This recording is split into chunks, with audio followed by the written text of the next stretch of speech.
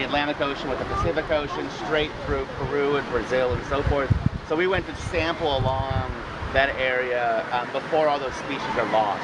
So unfortunately, that kind of work is really tied to these larger global capitalist systems, and you're going to places before hydroelectric dams are put in, before bridges and mass highways are built and so forth.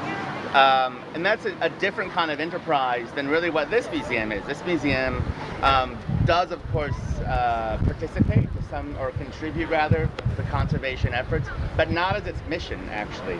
So these places are really focused on taxonomy and the science of things, which is a little different. And the biologists that I work with, this is an ongoing kind of frustration with these incredible museums that have major resources, is that they can't actually focus specifically on conservation because it has to be about science, whereas conservation might be about political and economic situations and cultural situations tied into science. And so it's an interesting kind of imbroglio of things.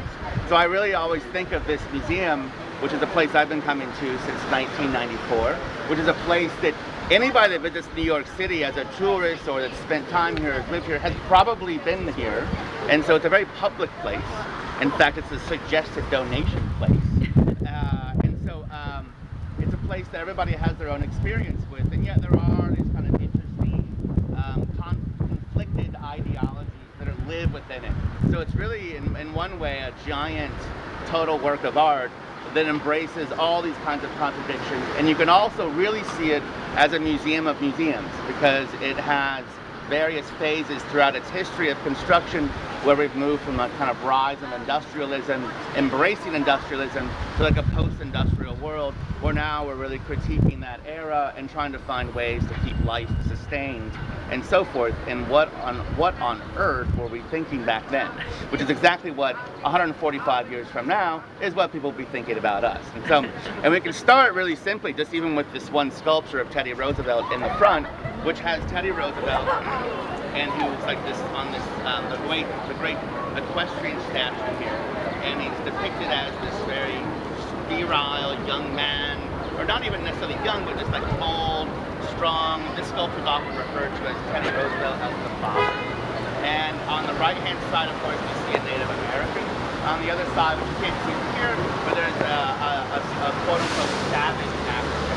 So already, just by first glance, this museum really states very much like where it came from. The statue wasn't actually erected here until the 20s. I'm not going to remember all the exact years. Again, I'm not an academic and I'm an artist, so I always get that excuse. But I think it was 1923. But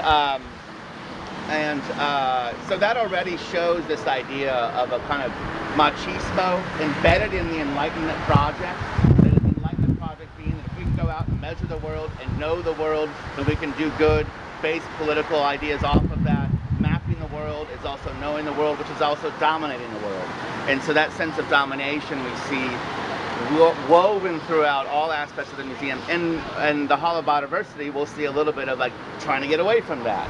And so, and again, like as we talk about these evolutions of how the natural world and the world itself is depicted and represented in here, we are seeing how our own ideas in relationships to the natural world and the world at large are also evolving.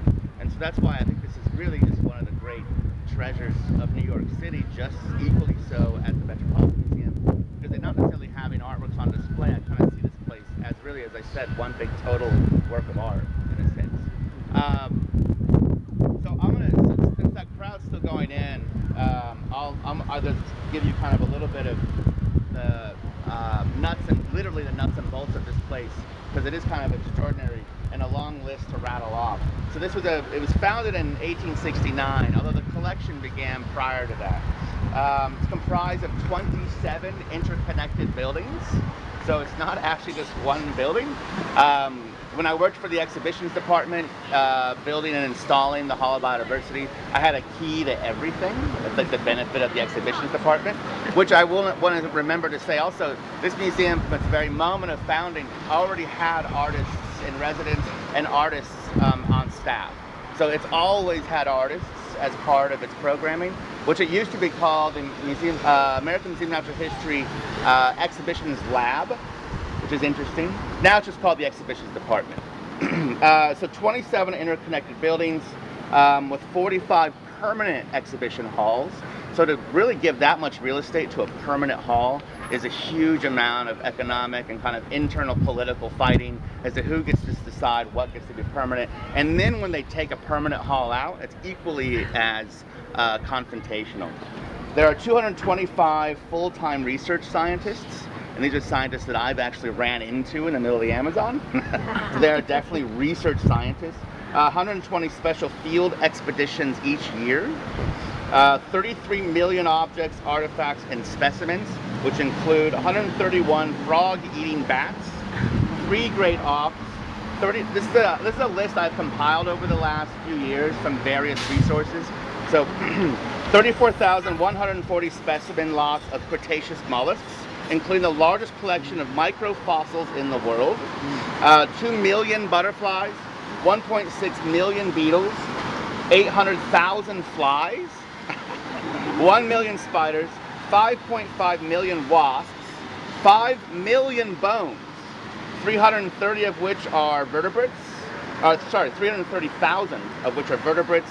There's 100 complete elephants in the museum's collection, including the stuffed body of P.T. Barnum's elephant Jumbo, and the largest skeletal collection of Manhattan Aborigines, among others.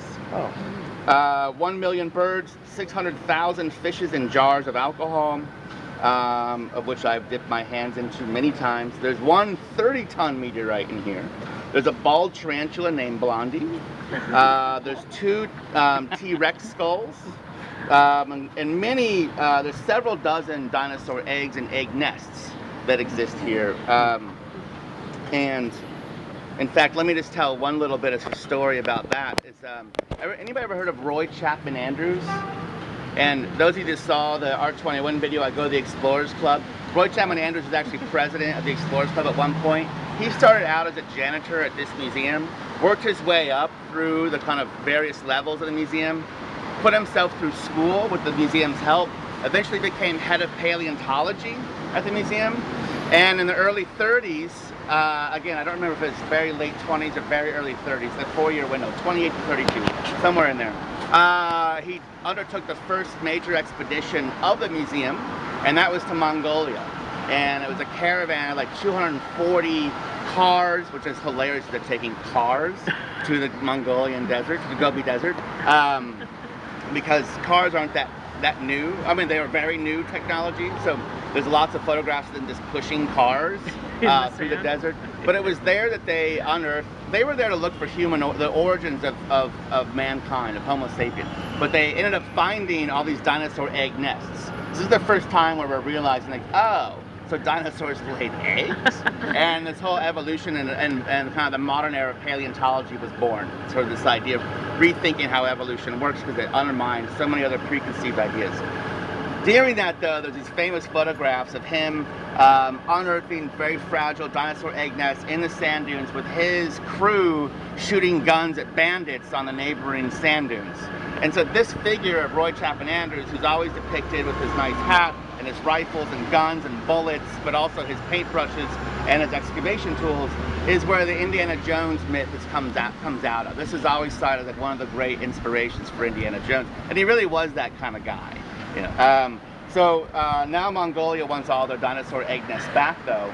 So you might notice if you wander around, what used to be on display just 10 years ago, these dinosaur egg nests famously depicted in those photographs, are on their way back to Mongolia now. And some of them are just back in the collections, waiting to see what they can do with them. 264,000 amphibians and reptiles, 1 stuffed gray parrot that once belonged to Houdini. 120,000 rocks and minerals, including the famed Star of India's sapphire. 40 terabytes of data representing images of stars, planets, and galaxies. Tens of thousands of frozen DNA tissue samples. 12 meteorites from Mars. And then, this is really bizarre, the anthropological artifacts, things of 4,000 Asian shadow puppets, and 1,235 pairs of moccasins from all parts of North America.